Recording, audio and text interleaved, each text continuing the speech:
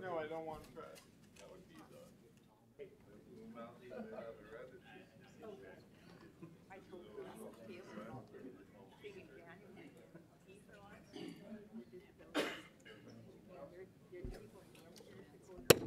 Call the meeting of the Minot City Council to order for today, Monday, October 1st, 2018.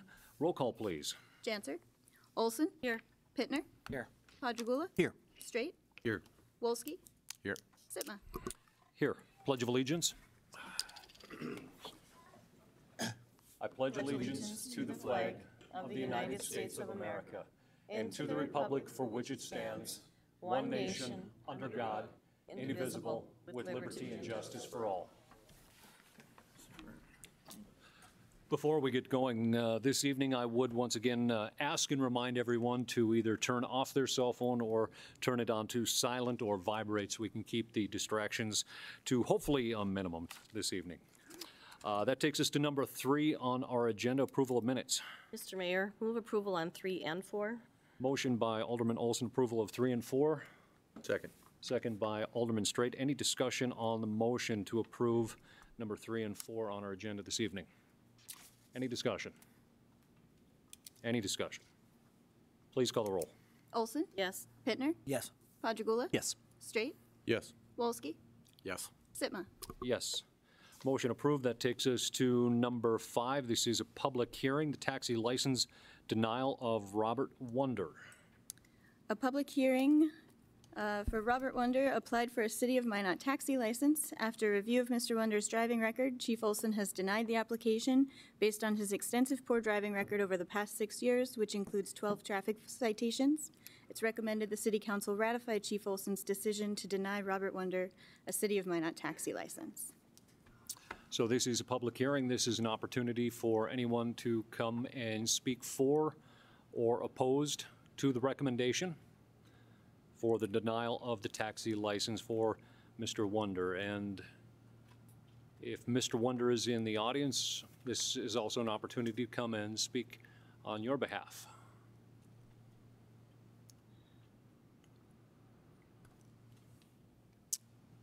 All right, seeing no one, last call on the opportunity to speak. I would entertain a motion by council.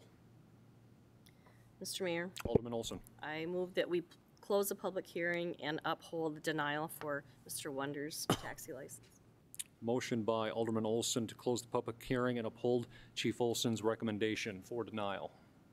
Is there a second? Second. Second by Alderman Pittner. Any discussion on the motion? Any discussion on the motion?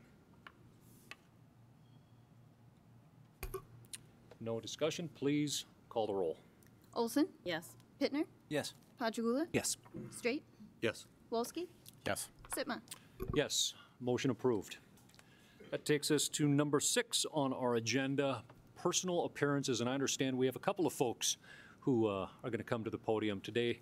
So if this is your opportunity to come forward, please state your name and address, and if you're representing anyone, and proceed. All right. Mr. Mayor and members of the council, my name is Scott Burlingame, and I live at 2053 8th Street Northwest. And I represent tonight Independence Incorporated, and specifically our group of independent living ambassadors who are kind of, thanks to the city staff who made some accommodations to get us in here tonight. We're lying behind me here in the front rows. And we're here tonight to talk a little bit about our efforts to make Minot accessible, and specifically efforts around snow removal. Surprise, I'd like to tell you guys, if you didn't see it this morning, winter is coming, and it's only a matter of time before that pesky snow is around and in our city, and it becomes a major issue for our folks in getting out and being accessible and making our community walkable and livable and everything else. And I'd like to thank a couple of people first. City Manager Barry has done a wonderful job at getting us information on what the ordinances are. And Chief Olson has met with our group already and talked about some of the enforcement mechanisms behind the law. But the number one thing that we want to do is just to remind the city that, or the folks of the city, that the law is that within 24 hours following a winter weather event, that all alleys, curb cuts, ramps, intersections, and parking spaces should be cleared of snow. Historically, this hasn't happened. Snow has been dumped in those places. Accessible walkways have been dumped on. Snow's not cleared. Accessible parking spots are used to store snow. We don't want to see that continue to happen, and we're going to do our best to raise the public awareness around this issue and to let businesses know of what the laws are. And today is the day that we begin that effort. And so we just ask that all city businesses pay attention to this, talk to your snow removal companies. They're oftentimes the people doing it, and make sure that they know that we need to clear away the snow and moving forward. So we just want to do that. Again, thank you to all the city folks that have worked with us in our group on doing this, and we look forward to having a winter that Minot is much more accessible. So thank you, and I'll gladly answer any questions anybody has. Mr. Berg, any questions from the council? If not, Mr. Berg, I want to first commend you for coming up and bringing this issue up. I remember a number of years ago, back in 2008, an actual news story was done by a photographer about, and if you remember, 2008 was a particularly bad winter where we were driving through tunnels.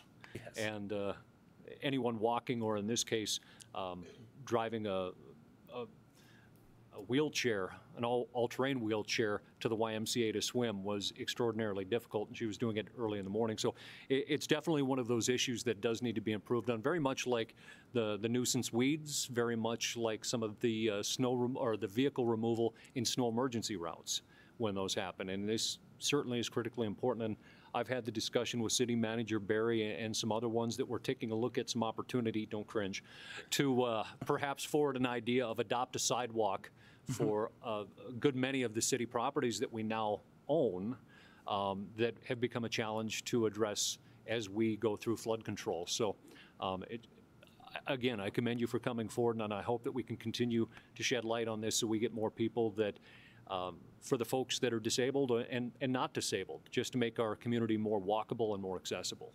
Thank you, Mr. Mayor, and absolutely. Accessibility isn't just for people with disabilities. It makes our entire community a better place to live, work, and play for everybody. So, any questions from council? Thank you so much for coming tonight. Thank you.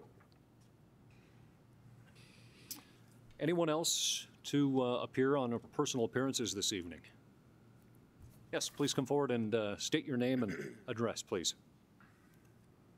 My name is Patty Eisensimmer, and I live in the township. I'm in Afton Township. My address is 5603 7th Street Southeast. The reason I came to you today is I do not know if you're aware of the 100% surcharge for the property owners in the 2-mile radius of the city.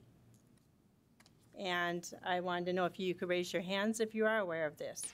Can you repeat what it was that you said we were? 100% surcharge for building permits in the 2-mile radius of the city. I guess I'm not aware of it in regards to the 2-mile ET. Okay. May I hand out these flyers to you? Please.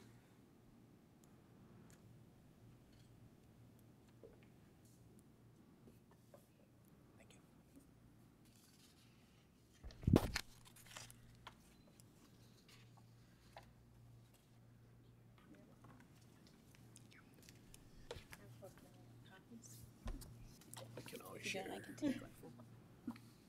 Thanks. You're welcome.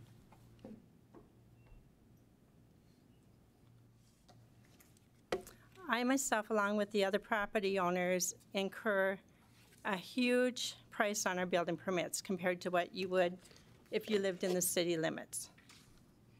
I work at Ward County. I work in the tax equalization department, and I hear this every time somebody from the 2-mile radius walks into our office and asks if we will issue their building permit. We have to refuse because the city has the ordinance to issue those permits. What happens is the first thing that comes out of their mouth is, I will not go to the city because I'll be paying double the charges.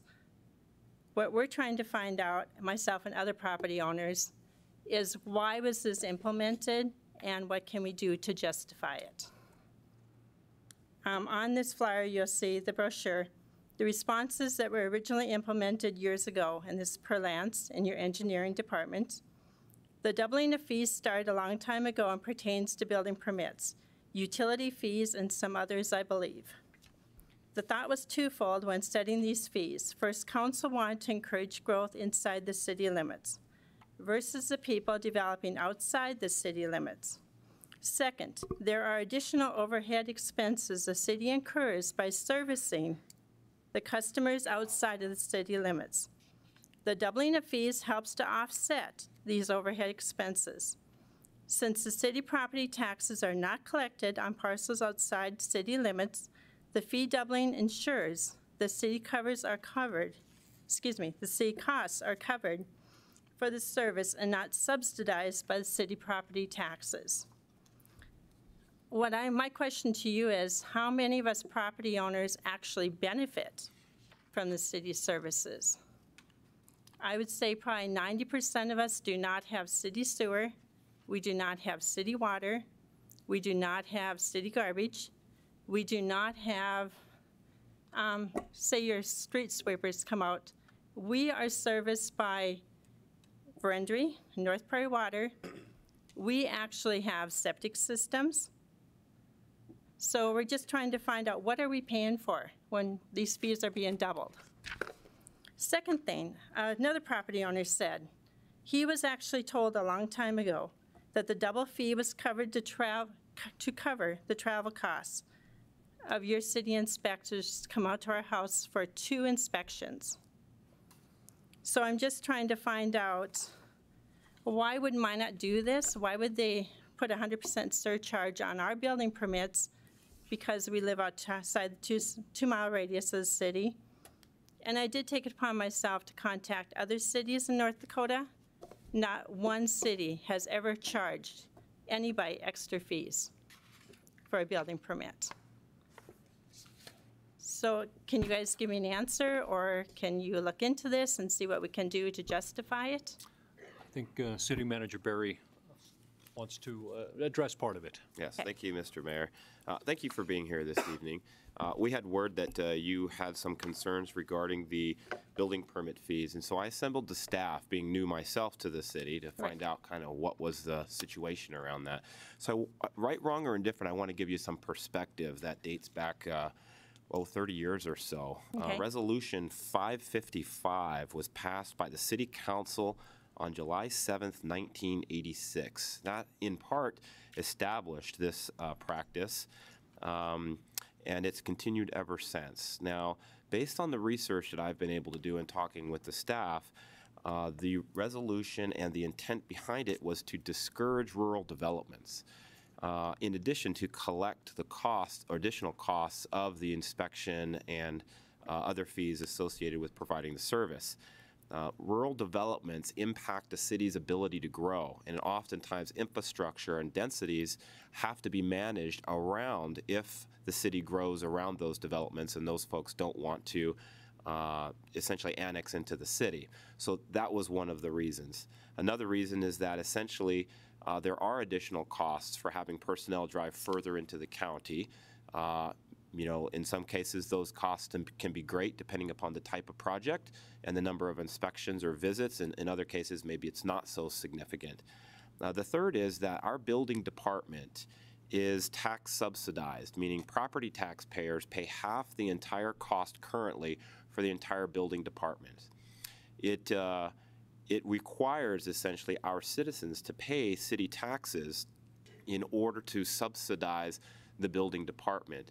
Since county residents do not pay city taxes, that is also one additional reason as to why the subsidy essentially is passed over, or essentially that cost is passed over to county residents, whereby they would pay 100% surcharge. That's to pay what they're not paying in taxes to subsidize the building department, and instead pay their amount because they don't pay those taxes. So those are some perspectives that I was able to gain. They may or may not make sense to you, or maybe the council for that matter, but I at least wanted to provide you some insights as to the practice and the reasons that practice exists. There are staff here as well, council members, that if you have specific questions or additional context you'd like, we can invite up as well to speak on this issue. Thank you. Okay. The other question for you is, if I was being inspected by the county, myself, it would be $4.50, okay, per thousand of construction value, okay? If I lived in the city, it would only be $5. But because I live in the 2-mile radius, I have to pay $10. I understand this was implemented years ago, but the city of Minot itself has expanded. It has expanded in Nedros. It has expanded other areas. But why would we still keep this in effect? That's my question to you. You may have justified it 30 years ago, but I think it's time to relook at things and say, okay, you are a regular property owner. We don't need to charge you the 100% surcharge. And I think Ms. Eisenzimmer, is it Eisenzimmer? Yes. Okay. I think Ms. Eisenzimmer, I think the proper process, not looking for direct answers tonight, obviously. Right. This is something to be talked about and perhaps looked into, and I think that that might be a conversation that some of the either the planning department or the city manager and myself can do a little bit of looking into to find out exactly whether it's something that is still warranted or something that can evolve. So I think that it's a good point of discussion, and we can certainly look into it in the near future. That's all I ask, and that's what the other property owners are asking too. We're just trying to find out if something was implemented 30 years ago, isn't it time for a change? All right. Thank you. Well, thank you so much for coming tonight. Anyone else for personal appearances this evening?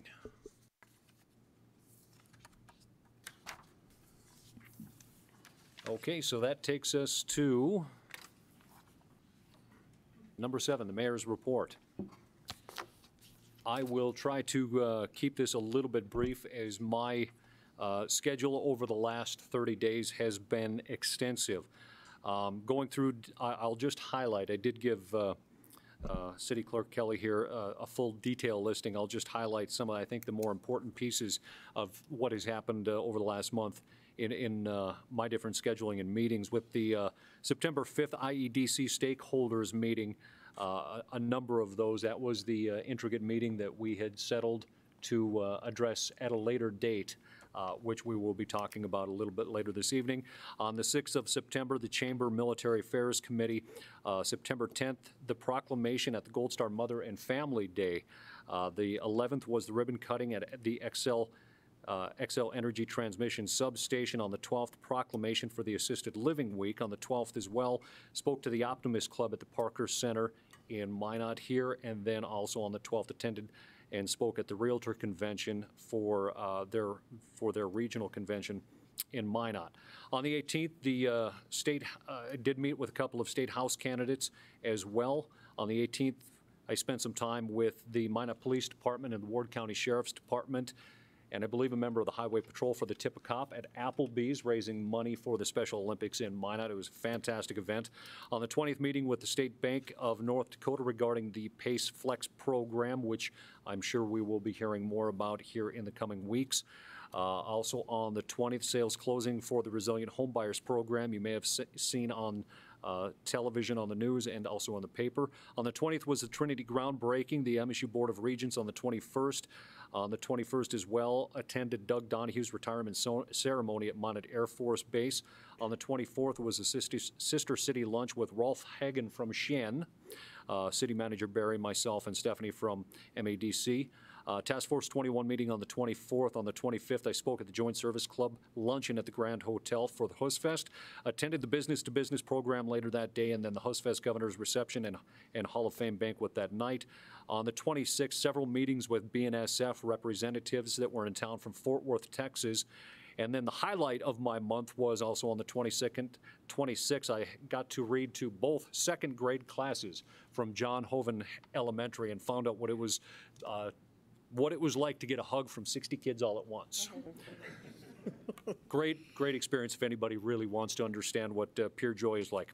On the 26th, then the Downtown Opportunities Committee meeting, and the 26th as well, a phone conference with the North Dakota ND Cares at MSU. And then on the 27th, another meeting with state representatives, state representative candidates, and then on the 27th, a meeting with Flood Control Home Acquisition Committee. That is a very, very quick overview. And there were many, many more emails and phone calls and correspondence as well from my different activities through this month. So with that, I do not have any appointments this evening. I will turn the floor over to our next report, which is City Manager Barry.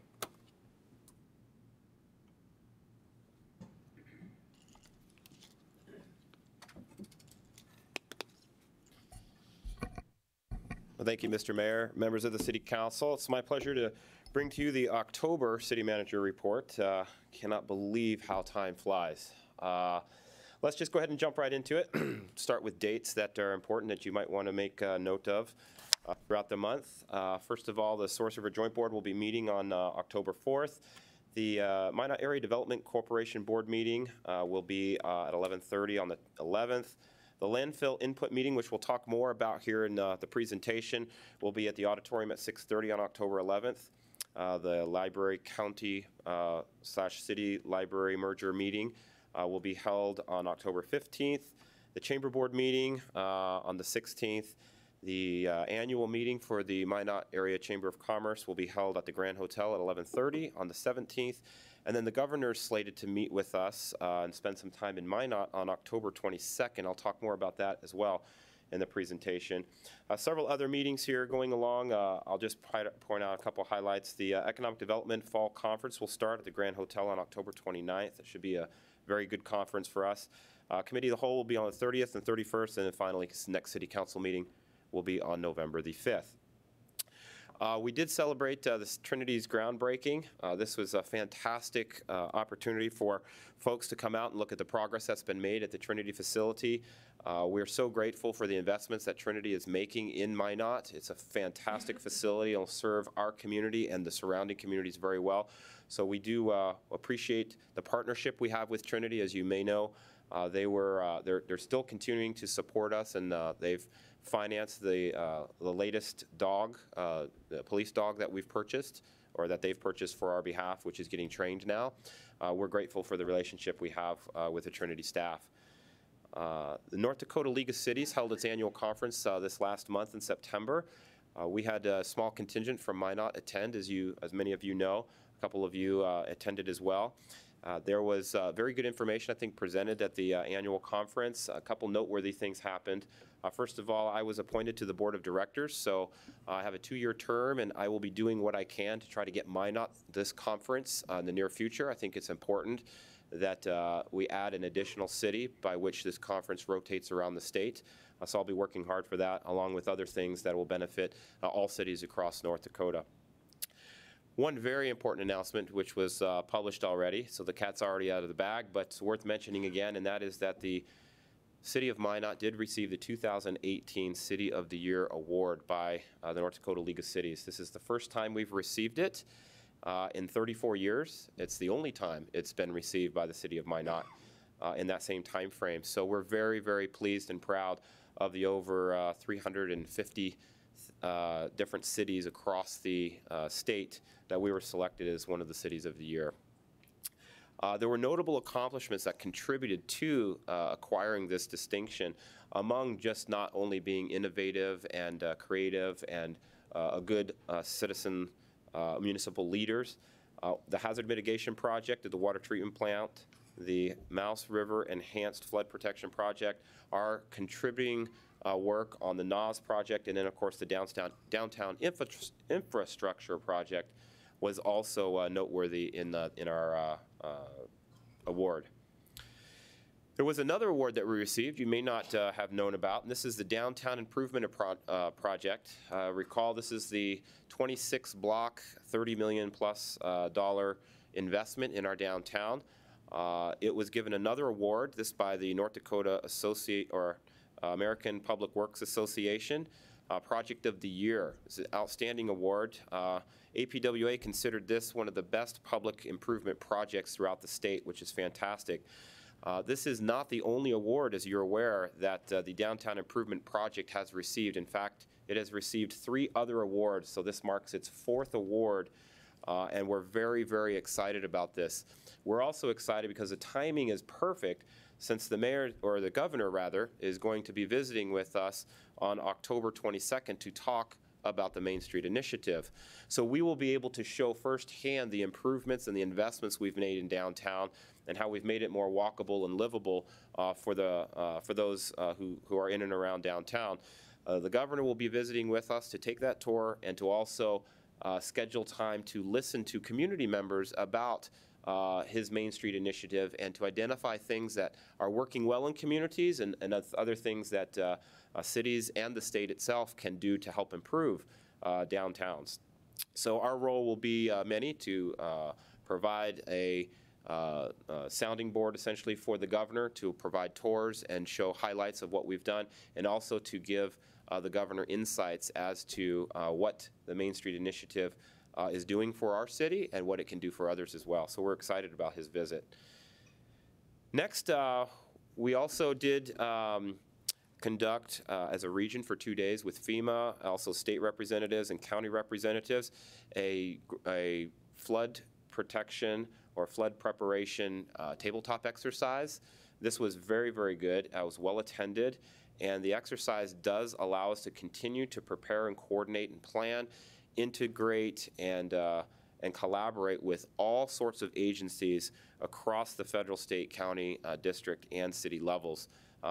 It was an outstanding series of workshops and presentations and those sorts of things, which I think is going to benefit our community very well going forward. There's a lot of folks in our community talking trash, maybe not as many as we'd like, so we're going to invite them to come to a public meeting here in just a week or so. We're, of course, talking about the landfill expansion, and essentially what I wanted to share with you is that since we have pulled back from advancing the landfill expansion project to take a closer look at identifying various community concerns and issues, we've developed a focus group of a dozen or so representatives from around not just our city, but even those that represent other businesses that do business with the landfill. And we've been working through a series of meetings. I think we've had 7 or 8 meetings with this focus group to identify criteria and to evaluate, using that criteria, other potential options other than the expansion of the landfill. That work has concluded, and we're ready to present that information to the community at a public meeting, which will be held on October 11th at 6:30 in the auditorium at room 301. And we're going to continue to collect information at that public meeting. This will be open to not just those who are closest to the landfill, but everyone inside the city, and we want to hear from everyone. That information will be collected at that public meeting, and then we will churn the information, and by the next committee of the whole meeting, we hope to be able to present all of that information to the committee of the whole and seek a recommendation for a path forward. So that's kind of the plan at this point in time as it relates to the future of the landfill. The mayor did mention this, so I won't spend much time on it. The gap financing project, or program rather, had its first successful closing here just recently. We have 10 other applications that are in process, and we're very excited about this program. There are several criteria that must be met by community members. They're listed here on the screen. For additional information, residents should contact either our National Disaster Resiliency Program Manager, which is John Zakian, or Chris Owen, our Federal Compliance Officer. Construction is continuing, and I'm sure that the snow was not welcomed given all of this morning, given all of the activity that still has yet to be done. But there are some significant noteworthy updates to be made. 2nd Avenue is now open to 2-lane traffic, which is great. And it was closed for a while, as you all know. We were able to get that back open. That was, of course, for flood protection work that was going along there. Construction also continues on the Broadway Bridge and 83 Bypass. Those projects remain on track for wrapping up. Although that's, of course, weather dependent, we do hope that the weather does allow for those to continue without delay. So. If you would like more information about these and other construction projects, there is a pamphlet that's been developed for you to go into further detail about each of these on your desk. And of course, we have some for the public outside on the table. North Coast Fest has been just wrapped up this last weekend. It was a fantastic event. I was unable to attend my first year here because there was a conference that actually occurred during the same time period. So this is my first opportunity to visit. I have several children that performed in the Hustfest, which was very fun to watch. We were there just about every day, and I was very, very impressed. It was an amazing experience for me. And for those who haven't gone, and I know many in our community have not because I've asked, they're missing out for sure. It's extremely interesting, educational, cultural exchange. It's just incredible. We got to spend an evening out with some of the musicians that came over from Sweden that spent time educating our children in music and in cultural music, and that was just an absolute great event as well. So a couple things I wanted to mention also. When Hustfest was here, we had a contingent from Norway and other countries that came to visit with us. And I don't know if many people know that Minot is a sister city to Skien, Norway. And just so people know kind of where that is, this is a map here on the left side showing Norway. And of course, Norway is divided up into counties, just like you might imagine in our state. Telemark County is the county that holds the city of Skien. And there's some interesting facts about Skien. It's just a little bit larger than us in population, but almost 10 times larger than us in a land area, which is kind of interesting. The opportunity arose whereby the mayor and I got to meet with the ex-city manager who was representing the county or the city council of Skien. And I wanted to just mention that they have extended an invitation to us to come and visit with them. It's been some time since we've done this, and they'd like to see us strengthen the relationship between the two cities. So we're going to be working on ways that we can do that, not just through the city of Minot, but also through the university, the school system, and others.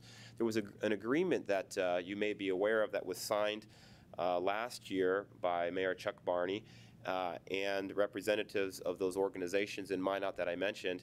And we were able to sit and talk through that agreement, and we realized that essentially that agreement had not yet been ratified by the City Council. So we will be doing that at the next City Council meeting to bring that agreement and share with you more information about the importance of a sister city relationship and the value that it brings to our community and to our sister cities community as well. So you'll expect to see more on that at the next City Council. The legislative timeline was presented at the Committee of the Whole. I won't go into great detail other than to just say if that is approved by the City Council this evening, I'd also like to encourage you, as well as members from our community, particularly leaders from around our community, to begin working on legislative issues. And that way we can be sure that we get all important issues in front of our local area legislators so that we can have a more effective and productive and positive outcome on this legislative session. So I just wanted to say this is the call for legislative topics so that we can begin vetting those and working up positions on each of those. I do want to recognize some staff this evening, and you know, we get a lot of criticism as a city for all the things that people like to say we're not doing right, and unfortunately that tends to be all we ever hear, unfortunately. So it's great every once in a while to stop and to share those things that people are very impressed with us by and people appreciate and applaud our efforts on. And I wanted to do that this evening. Mr. Mayor, if you wouldn't mind joining me so we could recognize one particular staff member on this front. I want to point this out as the mayor's joining us. The Ward County Jail, the construction of the new Ward County Jail and the rehabilitation and renovation of the old jail and the courthouse remodel was all done by Adolphson and Peterson Construction Company. Conrad Johnson was the superintendent. He wrote a very nice email to Mitch, our building official, and I wanted to just put this email up so you can read it, and I'll just touch on some components of it. You know, he says that the team was very helpful in the many problem-solving scenarios we encountered. The remodel portion was quite the logistics challenge, and their team found the city to be a great resource and asset. He considers inspections another part of their project team and might not prove to be great people or good people to work with. He wanted to thank us, and in particular Mitch, for his assistance on a very challenging project, and also gave recognition to the road department, the sewer and water departments, and mentioned that they were great people to work with. And in particular, wanted to thank the building officials, electrical, mechanical, and plumbing inspectors, and plan reviewers, as well as the Minot Fire Department for all the hard work that they did. So I think if you would allow me, I'd like to bring Mitch up to have him be recognized for this achievement and for all the other achievements that go without saying throughout the year. Mr. May, I think you have something for Mitch. Yep, absolutely. So for those of you who have seen it on the flag or in some of our artwork, we have a city coin.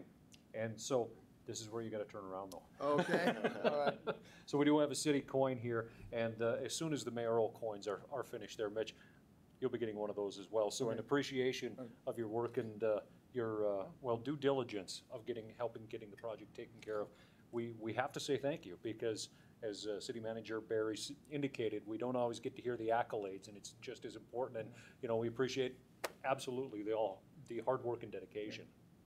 Thank you, Mitch, very much. You want to thank you?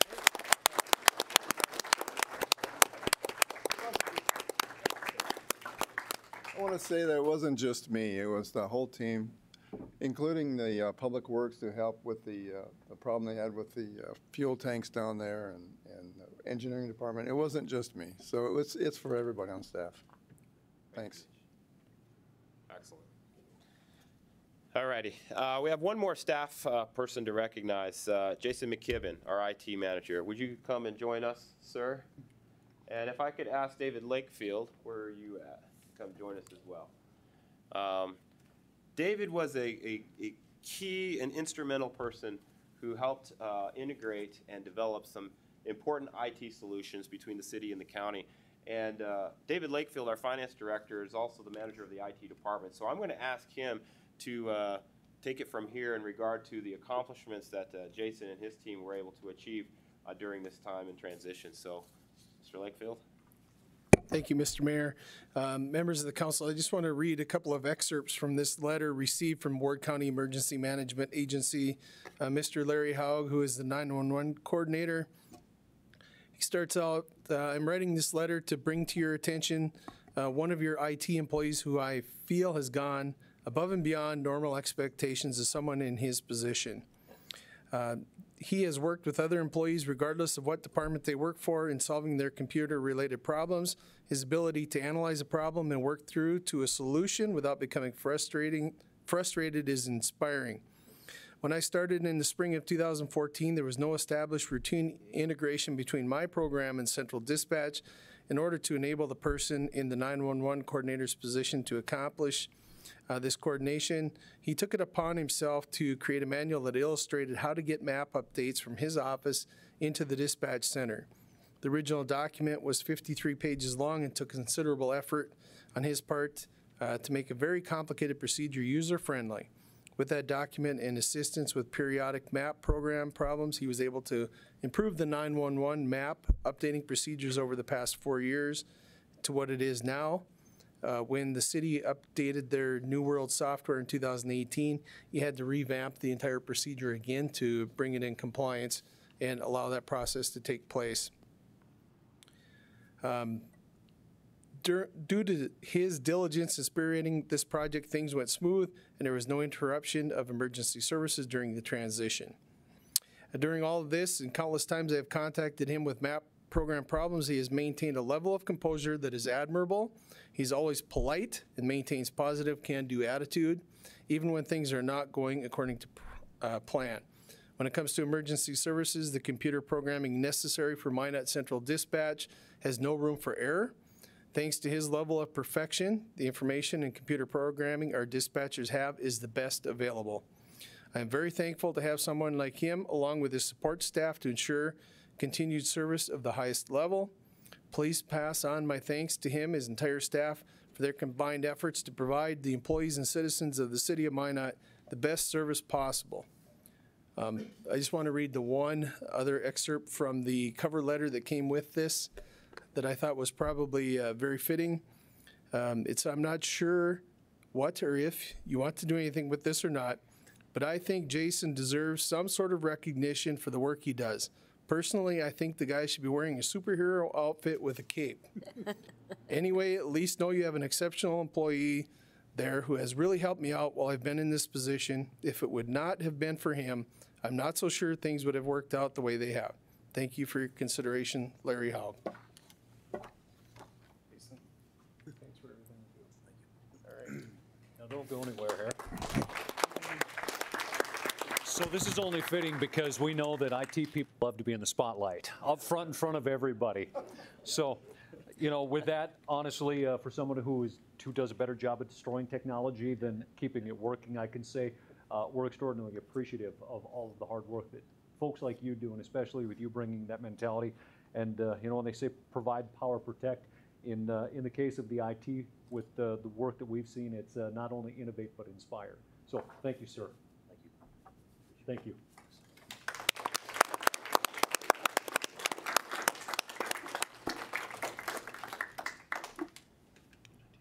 Thank you, Mr. Mayor. With that, council members, I am finished with the city manager's report. We'll take any questions you might have. Alderman Straight. Mr. Mayor, thank you. Tom, I just wanted to volunteer first to be maybe the council's, ambassador. I could head over to Norway. I can meet with the Shane representatives. I'll put you down first in line, right? I think Alderman Walski will pay for that for me, so just for that. Tom, I just wanted to get a quick update on where we're at with the, after the September 6th Gathering 1.0. Do we have any update from kind of the environmental review that's taking place on the gathering space? And do we, any update, or are we just kind of waiting for that to come to fruition, which we think is in maybe by the end of this month? Mr. Mayor, Alderman Straight, I actually do not have an update on that. I'm going to see if maybe Mr. Meyer might take that, but I haven't gotten the latest up. I can help. Mr. Mayor, Alderman Straight, today I sent some of the report language back to our consultant, who will then get that back to EPA, so things should be happening pretty quick now. Okay. Thanks, Lance. You're welcome. Continue, Alderman Straight. Thank you, Mr. Mayor. Tom, when we were at the League of Cities, and I had forgot to ask Chief Olson about it, but is the city contemplating, are we considering participating in that Vision Zero, trying to discuss, trying to get to zero traffic fatalities within the city of Minot? If there's a way that we could participate with that from the state, I think that would be, that was one of the little workshops I attended at League of Cities. I think that would be beneficial. I have a 16-year-old little brother who's now a driver, and I think it's an important conversation to keep in the public eye. So I just wanted to put that out there. Thank you. Any questions or comments for Alderman or for City Manager Barry? If not, I just do want to follow up on the conversation that we had with Mr. Rolf Hagen from Cheyenne, that the idea behind the sister city, for a lot of folks that may not be fully aware, is it's more than just being an ambassador back and forth to each other, but helping each other prosper economically and socially as well. And I think that that's the conversation moving forward with Mr. Hagen and some of the other representatives from Cheyenne that will certainly be explored. And I know that was the conversation a number of years ago when members of MADC and I believe even former Mayor Barney had talked about, and to hopefully rekindle some of those conversations. Thank you, Mr. Barry. Thank you.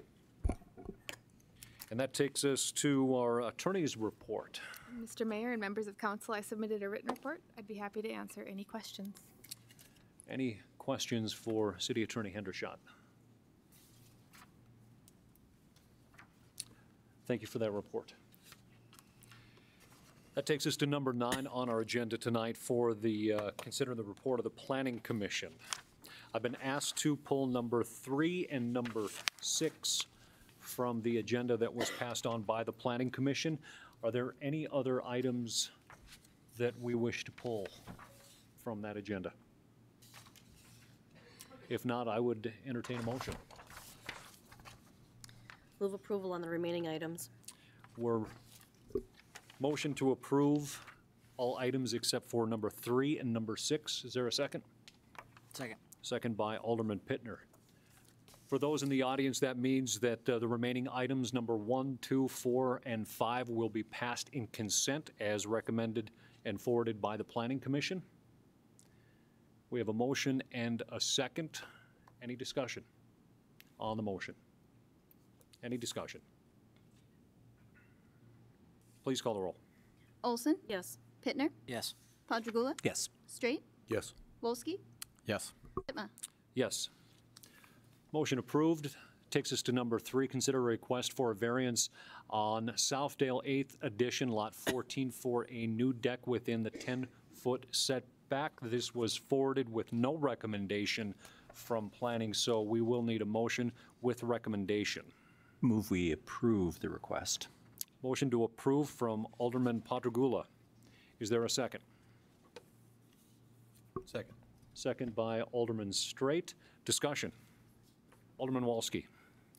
Mayor Sitma, thank you. Alderman Padragula, I appreciate you offering a motion in support of this variance. I would like to amend that we approve the variance with the circumstances of unreasonable hardships due to the circumstances not unique to the property created by the landowner. I think in this situation, we have a new property owner who was simply rebuilding an existing deck that has been there for what we believe to be the entirety of the property's existence. And so I think in this situation, that is an appropriate reason to approve this variance. So an amendment with the language regarding the hardships. That's correct. Is there a second on the amendment? Second. Second by Alderman Padragula. On the amendment, is there any discussion? This is regarding the hardships that were outlined by Alderman Walski. Any discussion on the amendment? Any discussion? Please call the roll on the amendment. Wolski? Yes. Sitma? Yes. Olson? Yes. Pittner? Yes. Padragula? Yes. Straight? Yes.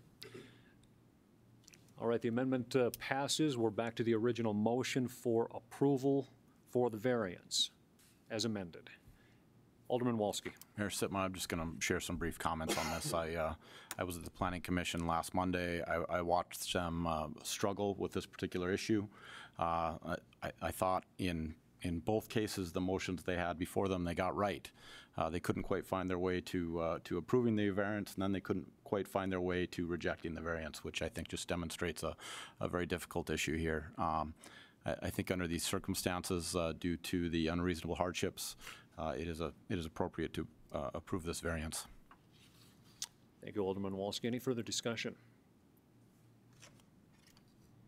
Any further discussion? Yes, Alderman Straight. Mr. Mayor, I guess I just wanted to comment about what was in the initial cover letter of kind of an ongoing concern I have about attendance at Planning Commission and meeting quorum. And it's a kind of a topic that's come up. Some of the commissioners have reached out, and I guess I just want to kind of maybe put that out there as a conversation piece of another topic that came up at League of Cities and visiting with the Grand Forks Planning Commissioner.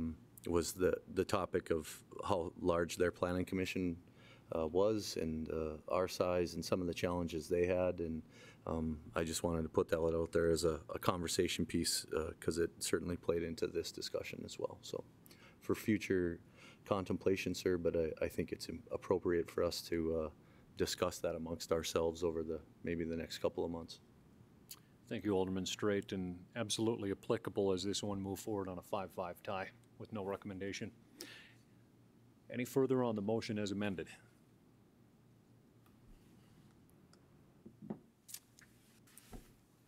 Please call the roll. Padragula? Yes. Straight? Yes. Wolski? Yes. Sitma? Yes. Olson? Yes. Pittner? Yes. Motion approved.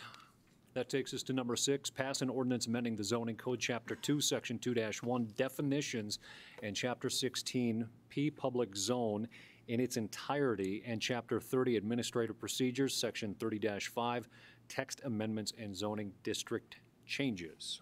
So moved. Move approval by Alderman Walski. Second. Second by Alderman Padrigula. Discussion. Yes, Alderman Walski. Mayor Sitma, I just wanted to speak briefly in support of these changes.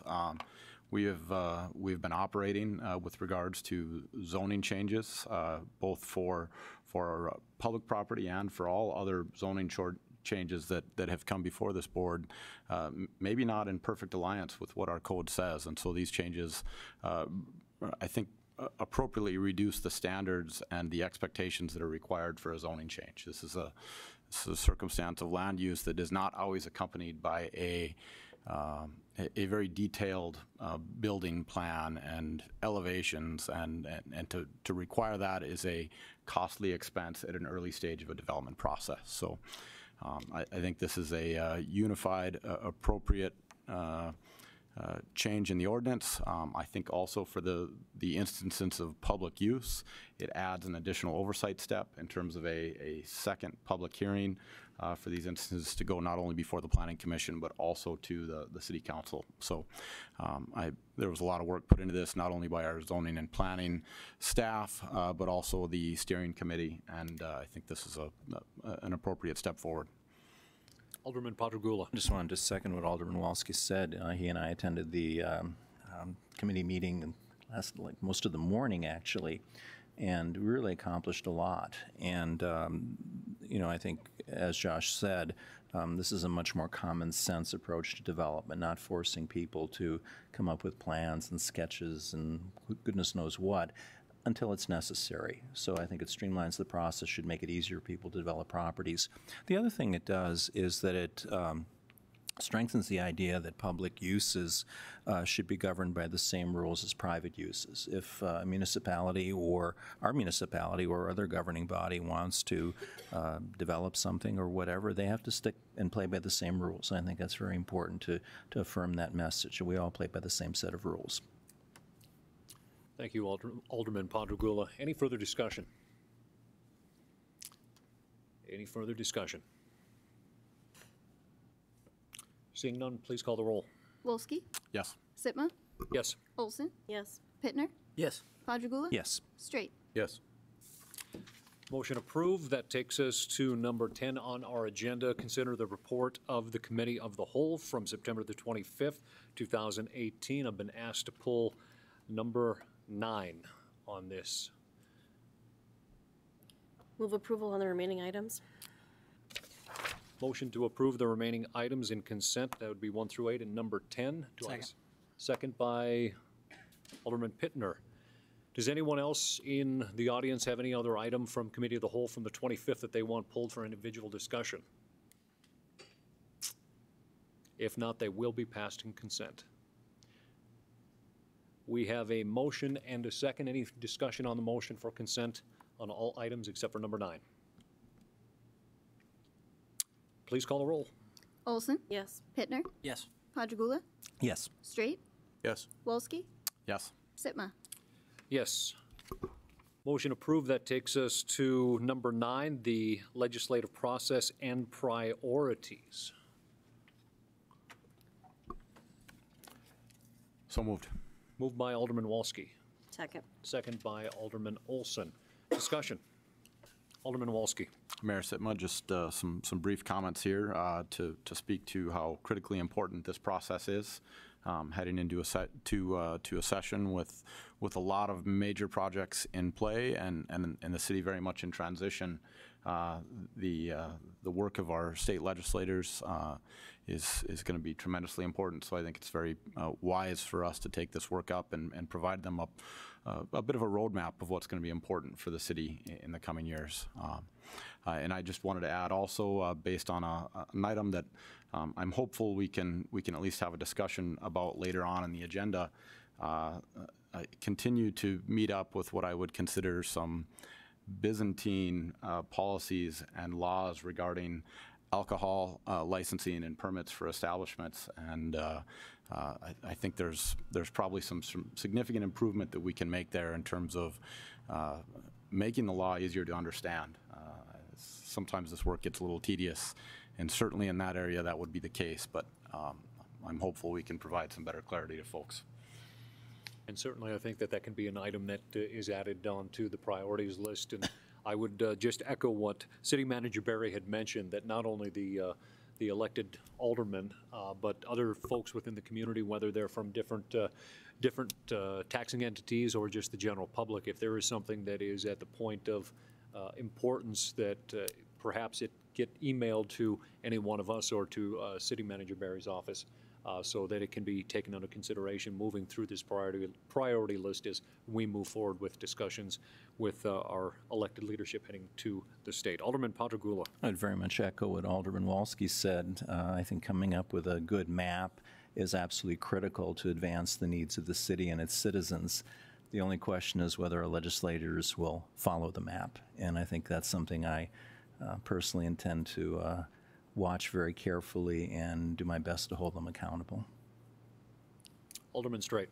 Thank you, Mr. Mayor. I guess to follow up on that or continue the discussion, as we move into not only the process but into the session, I think it's incumbent on all of us within all of our busy days to get down to Bismarck when we can, to voice our concerns and see our legislators in the halls there, but also if there are opportunities presented to bring other residents from the city with that voice sometimes speaks more loudly than any elected official. And I think that's something that we have to keep in mind as well, sir. Thank you. Thank you, Alderman Straight. Any further discussion? Any further discussion? Please call the roll. Wolski? Yes. Sitma? Yes. Olson? Yes. Pittner? Yes. Padragula? Yes. Straight? Yes. Motion approved. That takes us to number 11, and this is consider the report of the Committee of the Whole from September the 26th, 2018. Move approval on all 12 items. Move consent by Alderman Olson on all 12 items. Second. Second by Alderman Pittner. Again, this is a motion to approve all items as forwarded by Committee of the Whole. If there is anyone in the audience that does want any one of these items individually discussed, please let us know and we'll pull that for discussion. If not, it will be passed in consent. Any further discussion on the motion? Please call the roll. Olson? Yes. Pittner? Yes. Padragula? Yes. Straight? Yes. Wolski? Yes. Sitma? Yes, motion approved. Number 12 is ordinances on second reading. Move approval. Second. Motion by Alderman Olson, approve consent on 1 through 8, and second by Alderman Straight. Any discussion on the motion? Any discussion? Last time, any discussion? Kelly, please call the roll. Olson? Yes. Pittner? Yes. Padragula? Yes. Straight?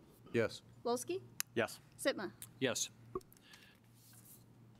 To number 13 on our agenda tonight, this is the administrative approvals as were outlined within our packets. Move approval. Motion to approve by Alderman Olson. Second. Second by Alderman Pittner. Any discussion? Any discussion? Please call the roll. Olson? Yes. Pittner? Yes. Padragula? Yes. Straight? Yes. Wolski? Yes. Sitma? Yes. To number 14, other business. 14-1 or .1 is the amending of the Code of Ordinances for Employee Benefits Update. And we have two different items within here. Do we want to take these individually or separately? Number 1 is recommended the City Council pass an ordinance on first reading amending Section 24-70 of the Code of Ordinances to add Martin Luther King Jr. Civil Rights Day, third Monday in January, to the list of holidays observed by the employees to the city. Number 2 is it is also recommended the city pass an ordinance on first reading amending Section 26-64 of the Code of Ordinances relating to the annual leave of employees of the city. Move both. Motion to approve by Alderman Padragula. Second. Second by Alderman Olson. Any discussion on approval? Any discussion? Please call the roll. Padragula? Yes. Straight? Yes. Wolski? Yes. Sitma? Yes. Olson? Yes. Pittner? Yes. Takes us to 14-2 4-2, this is the City Council approved framework to implement the IEDC findings. This would City Council approve establishing an organizational structure to lead the coordinated efforts to assess the International Economic Development Council action step recommendations and undertake those recommendations with council approval deemed necessary for a coordinated overall economic development strategy. Move approval. Motion to approve by Alderman Olson. Second. Second by Alderman Pittner. Discussion. I think I'll lead this discussion with a little bit, as we did, as I mentioned in my city manager's report, we did have the stakeholders meeting back on September 5th, and through that discussion came to that we would have essentially the project manager with the technical team logistical framework as outlined originally. And I think what it really took down is the understanding from the different stakeholders that the important discussions really are within that technical framework, those individual teams that will be meeting. And I have tasked Tim Mahalik to actually head the project manager position to ensure that these different technical teams are not only put together in a neat framework, but given a specific time frame so that they can bring those white papers back up through to the interagency, essentially the steering committee. And that steering committee comprised of exactly the main stakeholders from MADC, the Visit Minot, mayor, city manager, and the folks that were outlined within that meeting. So I think what big overview here was, I think we've taken care of most of the concerns, if not all of the concerns. Certainly some of those will be addressed along the way, but being able to facilitate and move these items forward to some resolution on the suggestions from the IEDC report, I think is in everybody's benefit. Not to say that they will be the outcomes outlined by IEDC, but certainly they'll at least be tasked through those technical teams to find the outcomes that the individuals within those are looking for. Alderman Walski.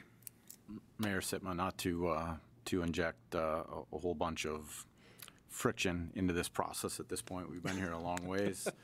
There are a couple pieces inside, you know, if we were to take the entirety of this particular recommendation and the memo that is a couple pages long, there are a few pieces of it, or a few specific pieces that give me cause to pause, let's say.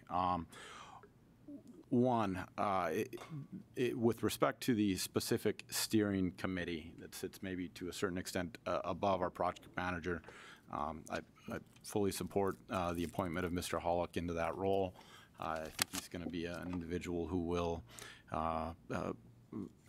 help us cross a lot of different bridges regarding different interests in the community. One of my areas of concern is the sentence here that says it is envisioned that the steering committee will initially have the following tasks. And one of them is to serve as decision makers and set policy, provide direction, and to the interagency team and direct the work of the project manager. As this report was commissioned by us, as it is in many cases tax dollars directly that are going to this work, I believe there is still a critical and important role for this council to provide accountability into this process. I don't know exactly how that's laid out inside of this, but that's something that's important to me. Providing a little input on how I'd like to see this go forward. I think based on our budget hearings over the last couple weeks, we know that economic development is a contentious issue in this community. To say we have the trust of the public in this arena, I think would be an overstatement. Anything but trust is, I think, way a large contingent of the public views this work. To that end, I'd like to see perhaps this room and this forum and the transparency that it allows in discussing these meetings and this work be used. We've got video, we've got the ability to put these meetings onto YouTube so people can at least observe the process and the work that's taking place. And if I were to add a few pieces to some of the technical missions, Just this past week, I sat in on a conference this past Friday on creating an environmental ecosystem an entrepreneurial ecosystem, one that is an environment in the community that supports the work of entrepreneurs. And I don't want that priority to get missed in this particular piece of work. It was sponsored by Emerging Prairie, a significant new firm out of the Fargo area. Their work is being sponsored by the North Dakota Department of Commerce. I think this idea that entrepreneurs are the ones really responsible for creating economic growth is an important one for us to consider as we take up this work. So with that, I guess I don't know how we would go about addressing any of those concerns, or if you're comfortable with some of these pieces some of my concerns being addressed in this approval, I'm happy to support it, but I do have some hesitancy at this point. I think I'll address just a couple of them. With a couple of the technical teams, I would expect there to be some very frank conversations that may not happen if it is going to be broadcast, and not to say that there's any reason to keep it a closed-door policy, but there are going to have to be a couple of those conversations that get real frank real quick. I have no doubt that may work against seeing progress in that respect. But at the end of it, all of that will come out through that white paper, through that actual recommendation that comes through that technical team, whether it is what the IEDC had made that recommendation, or whether it's to move in a different direction. And we take a look at the stakeholders meeting itself. We sat around probably a table of nearly as many people that are in this room, and it was really difficult to get folks to talk, really difficult to start throwing those momentous ideas or get traction in moving it forward. And I think that's where it could be, in some cases, maybe a little bit detrimental to seeing progress. And not to say all of them, but I think some of them, it certainly would slow things down a little bit.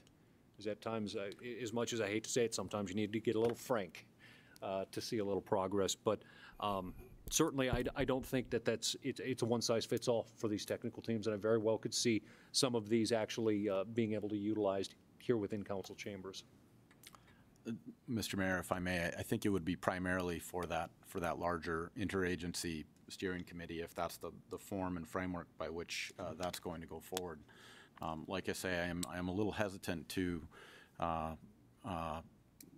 simply cede decision-making authority. I think as a elected official, as a official who is responsible for the budget process, ultimately that accountability, I feel like, from the community is going to get steered to me, and I think others of us here on council.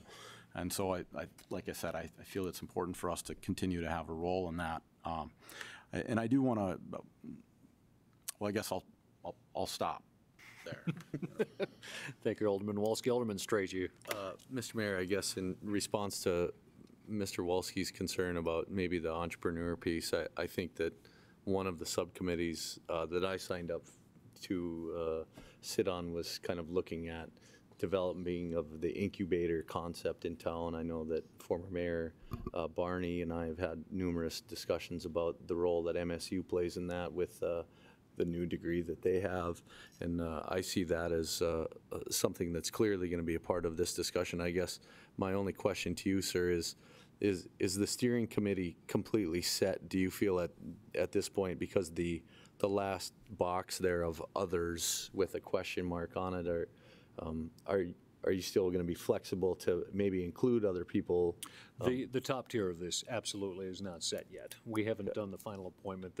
What we have done at this point is set the project manager and the technical teams to get things moving, and we can take a look into a deeper breadth once we get a little farther down the road on here. And I think that was a major concern with the stakeholders group that we had met with, was that the decision-making process was already set, and it really has not been in that realm. Thank you. Alderman Padragula.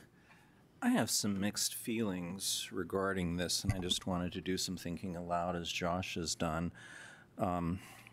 I'll be supporting this, but I see a somewhat different tone now and approach, at least than I saw initially. I think now we're looking at using the IEDC recommendations as a stepping stone, as a starting point, rather than just blindly implementing them. I think it's very good to have outside consultants and experts come in, but ultimately it is our community, it is our economic development, it's not IEDC's. So I think if we see that as a guide, as a way of stimulating discussion, I think that's a positive thing. I would also emphasize local expertise. We've had people working in these areas for decades sometimes, and again, I think it's up to us to decide, which of these recommendations make sense and which precise mixture of people and organizations should be represented. So I see more flexibility now than I did originally, or at least, again, maybe it was there and I just didn't see it. To me, the key question that should guide this is how can we do better in terms of economic development? We've had some real successes, and we've also had some failures, and I guess one of the things that makes me a little bit hesitant when we talk about the city taking a leadership role is that the last time we did something big on the economic development front didn't work real well. I think everybody knows what we're talking about here. In terms of the structures downtown. On the other hand, I think the Magic Fund and those efforts have paid off very well for the city, and we have a track record of success. I also have some philosophical concerns about getting government at whatever level too involved in economic development. I think there is some wisdom, there is some kind of thing to be said about the market. I am not satisfied with what we've done so far. I think we can do significantly better, and I think that's what's moving me to support this notion. I think we need to coordinate. I think we need to look at new approaches, particularly in terms of entrepreneurship and growing local businesses. Sometimes you can't predict how things are going to work out, and I think in terms of the ramps, for example, I think they'll be probably good in 5-10 years whenever the economy recovers. So they're growing pain kinds of issues. But I do have some hesitation philosophically and theoretically about the government getting involved in this stuff. I think we do definitely need to take a very strong and very aggressive, not just assertive, but aggressive role when it comes to downtown. In talking with people and listening, it doesn't sound like there's a cohesive message about downtown. It doesn't seem like there's any cohesive, unified organizational structure. There seems a lot of fragmentation. And with the $30+ million we've put into downtown with infrastructure development, with the Renaissance Zone, with some of these other things out there, and new things that John Zakian is coming up with practically every week, new grant programs, new alternatives, that's an area where I think the city really needs to take the bull by the horns. And especially with Trinity moving out, I think we have a tremendous opportunity here. And again, with some underutilized structures, currently underutilized structures. So I think downtown is where I'd like to see the city really move. There are three other areas as I see them. One is this area of attracting new business to town, which MADC I think has done a decent job at. Again, probably time to take a look at how we use the Magic Fund. I would like to see the structure of the Magic Fund, for example, serve as a model for growing local businesses. So I think the question for the group that deals with how do we attract new businesses, again, is how can we do it better? I think in terms of growing and developing existing businesses, the Chamber of Commerce probably could use some revitalization and a reconsideration of how it's doing it. I think that's the second major role, not just attracting new businesses, but also developing and growing the ones we have. And the third one is the area of getting people to visit Minot, to become more active in the community. I think our current Convention Visitors Bureau really needs much more in the way of resources. And one of the things I've been concerned about is it doesn't appear to me like there's a unified vision, like IEDC was saying, of these three, or plus downtown groups working together, but I think in the Visit Minot area there are a lot of things happening, and I think particularly in terms of arts and culture that we aren't exploring. We hopefully will be unifying or coordinating much better the parks and recreation and our local programming with the park board. And I think we need to present this message of Minot being a good place to work, a good place to recreate, a good place to come visit, to have your convention or whatever. And I would see us ultimately probably needing to devote more resources in that area. So I think the city government, from my perspective, should be partnering and nudging and pushing and maybe shoving in those three areas. With downtown, I think we definitely have to take the leadership role because I don't see anybody else doing that. But again, I would suggest we do it more on a collaborative basis with the individuals and organizations that have been already involved in these efforts for a long time. So when I think about it, I really don't see IEDC as being all that different. It's just a different emphasis, perhaps, and really a chance, a prod for us to look at things more carefully and kind of resetting. I think periodically we have to reevaluate how we've been doing, and this is a very good time. And again, we've had, I think, some excellent suggestions. So I'm very much looking forward to the process. It'll take a while to kind of fine-tune it, but I think if we see the city as being much more aggressive in some areas and much more collaborative in other areas, I think that's a comfortable balance. I just want to make sure we don't, again, throw away the expertise and the efforts of people who've been working on these things for decades. So I'll be supporting this, and I'll be following it very closely, and I see it as a real opportunity to reassess and redirect in some significant ways our economic development efforts.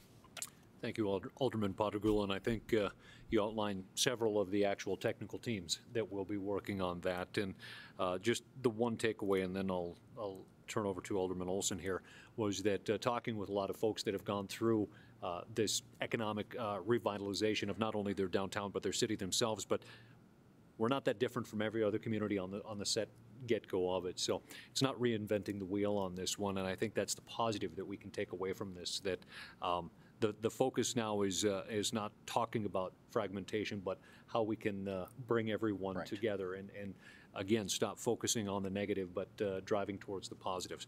Alderman Olson.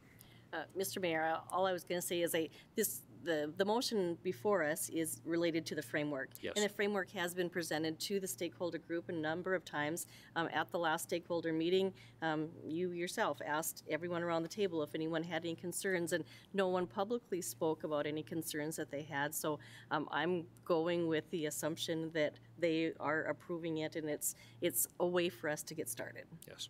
Thank you, Alderman Olson. Alderman Walski. Very briefly, Mayor, just wanted to kind of piggyback on your comments. I know that the passionate supporters of downtown Minot are very likely listening right now, and I know they get frustrated when they hear the word fragmentation. From my involvement with what's happening in downtown over the last several months, I see really positive signs. I see a lot more collaboration. I see a lot more working together.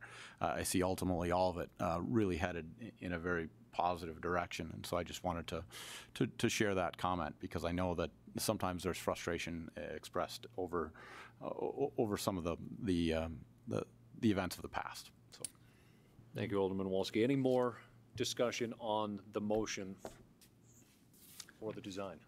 Alderman Pattagula. I appreciate the reality check from Alderman Walski about downtown. I worked there for some 20 years and gotten out of it, and if things are starting to come together, that's a very welcome sign. That's a very good thing. So I will stand corrected to the extent my perception didn't match reality, current reality. Thank you. Any more discussion on the motion? Any more discussion? Please call the roll, Kelly. Olson? Yes. Pittner? yes. Pattagula? Yes. Straight? Yes. Wolski? Yes. Sitma? Yes, motion approved. That takes us to our liaison reports. I think Alderman Pattagula will start. I have nothing to report this month. Okay. Alderman Olson. Mr. Mayor, just briefly, last month I did touch on the library merger meeting. We'd had 2 meetings and now have had a third. We're looking at the possibility of merging both the county and city libraries. And it's a much more in-depth process than most people would believe, but right now we've tasked our library staff to look for cost savings.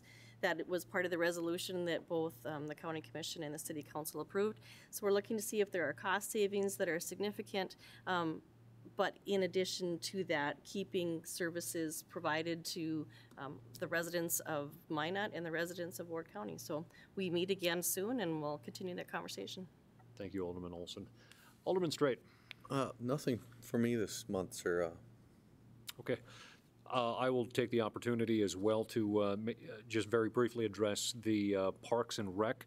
We have not met for a couple of weeks, and I think we do have the information that we were looking for prior to getting into our budget sessions. So we look to actually meet once again here over the next couple of weeks, discuss that further, as well as I do want to acknowledge that again, after getting through the budget, that I will be calling essentially some of the stakeholders, the lead key figures within the Mayor's Council on Addiction, to have a meeting here in the next couple of weeks as well to reassess and decide a course of action from here. Alderman Walski. Mayor Sitma, thank you. I sit on a number of committees. The MADC being one that I think, following our most recent conversation here, will be front and center for me over the next month. We've got a meeting on the 11th. I'm going to be, I would say, continuing to offer that council-related push to begin looking internally at some of the recommendations from the IEDC report. That organization has I think, an important role, but it was also identified as one that was maybe ready to consider some self-reform ideas, specifically related to the size of the board, some of the internal practices like that. So that's one of the pieces I'm going to be pushing on a little bit. I think one of the other committees that I sit on that I consider kind of vitally important in respect to everything else that's going on in town is the Renaissance Zone Committee, directly related to downtown, directly related to incentives for property redevelopment and property improvement. And we are in the process of taking up a significant revision to our development plan. I think really significant work in terms of setting the template, setting the expectations, setting the goals that we want to accomplish through that program. And I think if we are diligent and specific in crafting that document, that I think we can see some better results from that program. Also, with regards to planning and zoning, I know Mr. Lang is coordinating with other members of our steering committee to take up a regular monthly date to get that business coming back before us on a regular basis.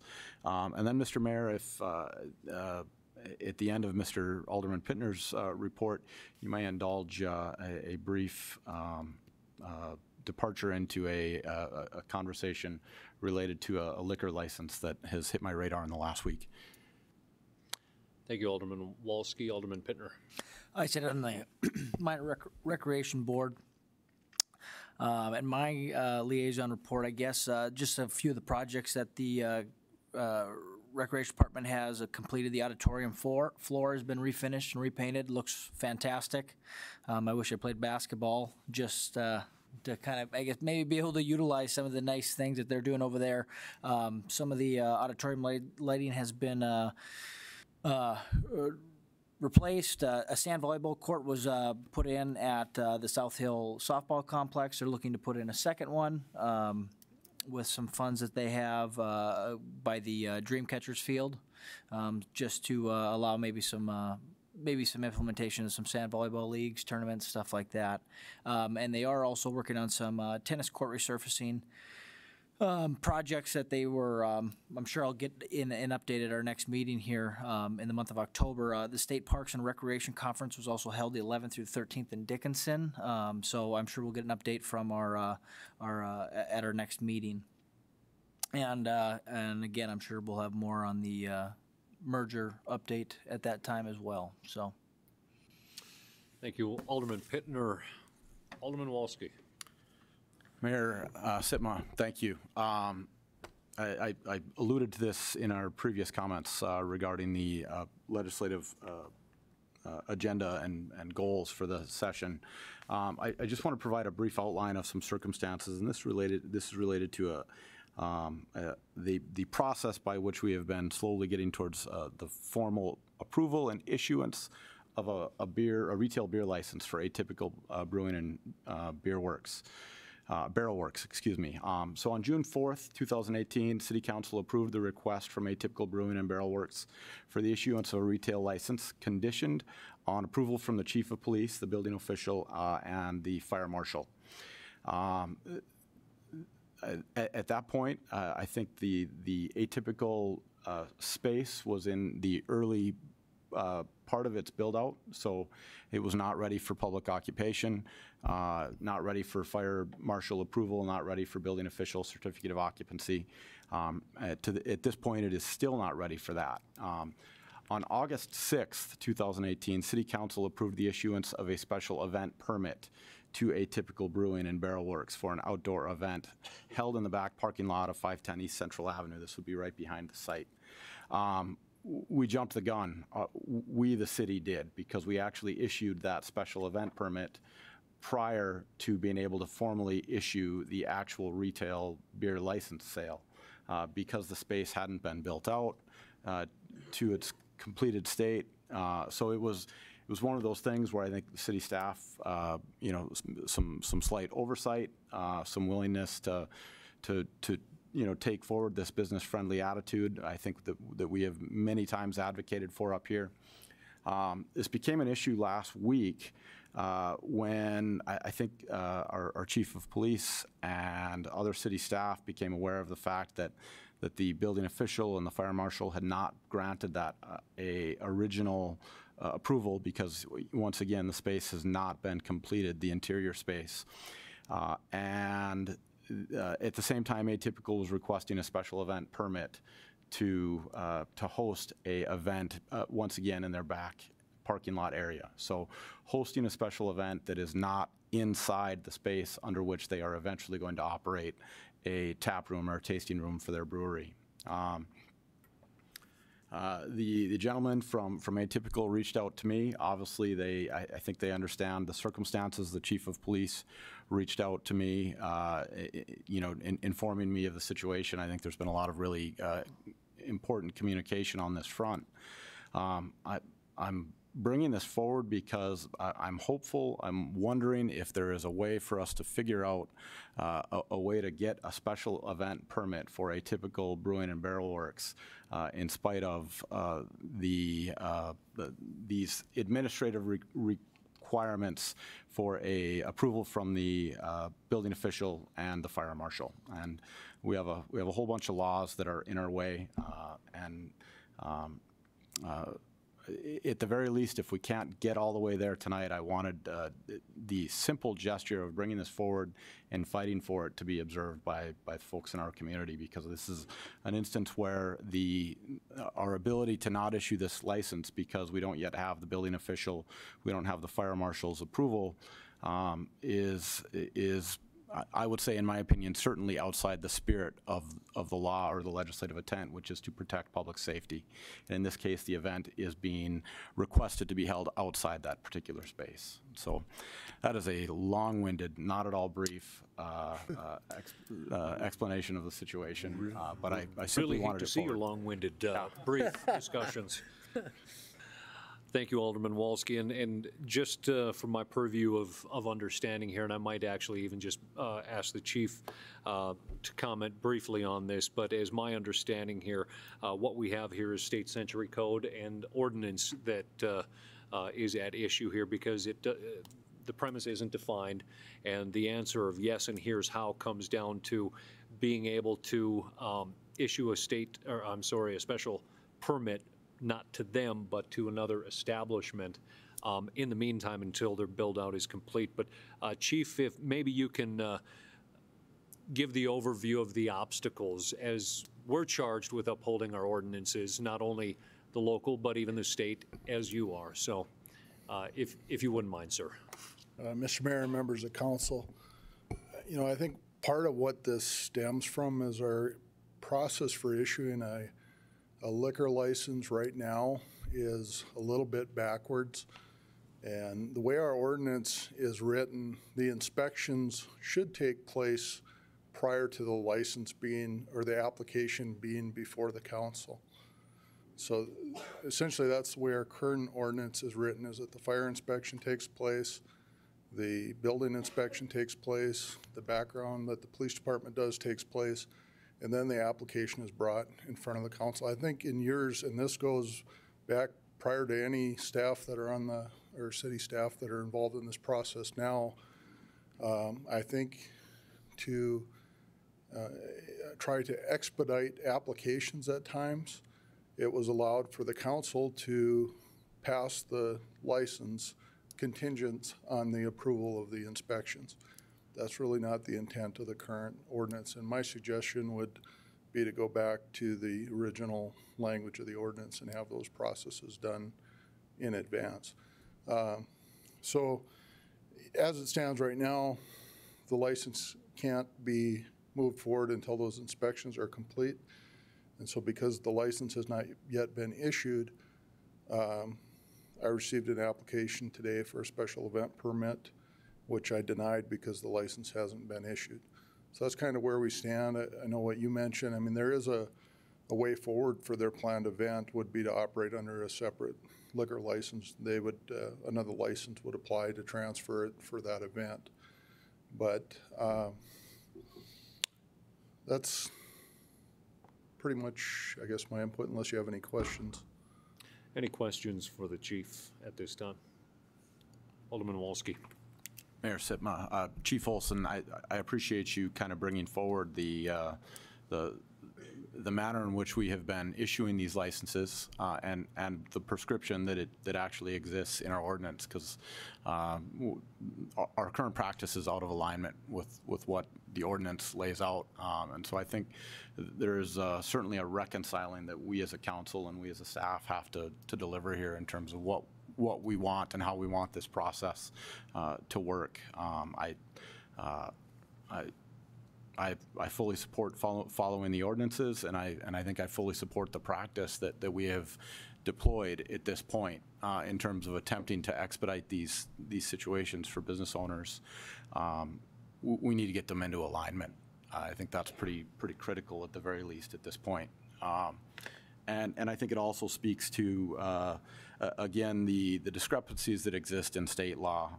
Obviously the Atypical Brewing and Barrel Works has maybe a unique position or a newer position in state century code in terms of being a brewery and taproom license. There are a number of different prescriptions for special events. In some cases, it seems like there might even be approvals that are required by the state tax commissioner, which seems like a crazy place to go looking for a special event permit for this particular license type. And so,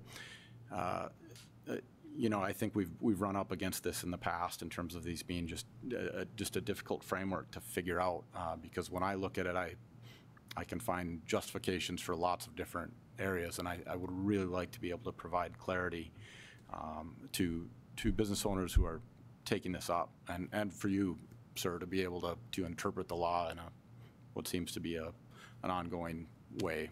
So, any more questions for the chief or comments? Alderman Straight. Thank you, Mr. Mayor. Chief, were there any issues during the previous outdoor permit that we issued? Not that I'm aware of. Okay. Alderman Straight. Thank you, sir. Alderman Walski. Hey, Chief, I'm just ask this again because we have Nick and Eric from Atypical here. Is there you know, aside from the arrangement to track down a short notice existing license holder to essentially help them facilitate this event, is there anything that we can do in the immediacy of the next few days to expedite this process and get these guys a license so they can host an event under their own name? Mr. Mayor and Alderman Walski, I guess I'm not aware of a mechanism that would expedite the inspections if they're not ready for those inspections to take place. Would the Mr. Mayor, City Manager, City Attorney, would we be comfortable issuing a temporary license for a specific event or a specific purpose that allows exclusion from these requirements in the license? Alderman Walsky, I'll ask City Attorney Hendershot here to reconfirm what I think, but looking at the state century code and ordinance, I think it would essentially be asking the city, the police chief to go outside of the grounds of what is law, but Ms. Hendershot. Mr. Mayor and Alderman Walsky, there is no provision in our ordinance which allows the city council to issue a temporary liquor or retail alcohol license. That doesn't exist. Beyond that, what does exist requires the inspections. And so I don't see a way to do a temporary license. Alderman Walsky, and what I would essentially be considering here is if you're looking for expeditious, if you were going to be looking at a change, and I don't even know if it would fall within state century code being permissible, but it would take a first and second reading to change any kind of ordinance as well, and expeditious that is not. Mayor Sitma, thank you. City Attorney, Chief of Police, everybody who's commented on this, I appreciate this. Like I said, I think a big part of what I'm talking about here is letting people know that I think we need to continue working towards ways to find to get to yes, and I think in the future as we come up against these situations, we're going to need to seriously look at changing our ordinances to so that businesses and operate in Minot can operate in the manner in which I believe we want them to be able to operate. I'm not advocating a no regulation role here. I think we're getting in our own way with regards to some of the goals we are trying to accomplish in the city, and I think this is one of the examples. So I'm going to let this go for now.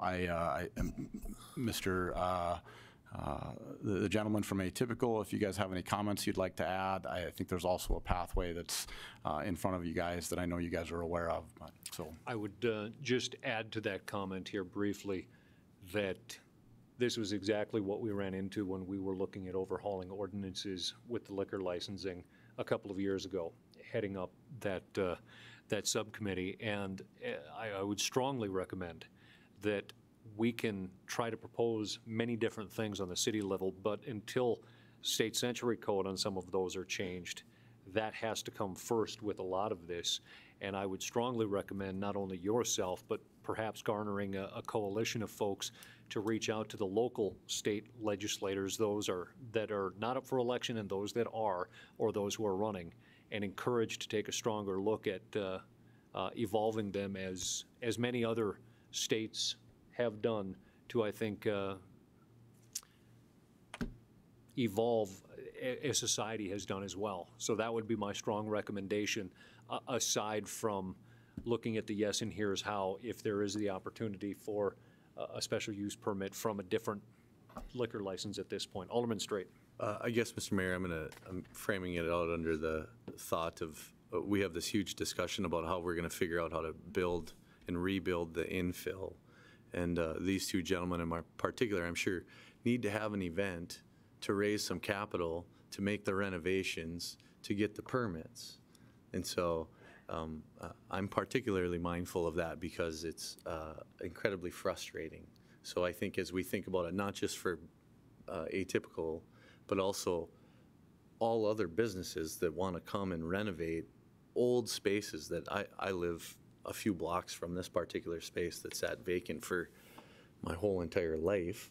So I think we have to be aware of that factor moving forward. I understand exactly what Chief stated tonight and the position that the city finds itself in, but I also agree with Alderman Walsky, and I think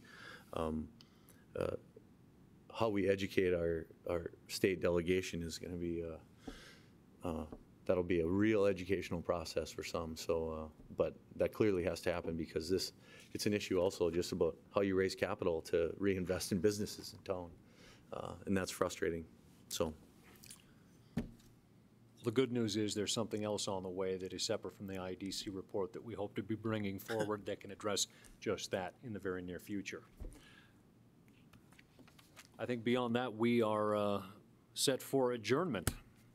So moved. Moved by Alderman Olson. Second. Second by Alderman Straight.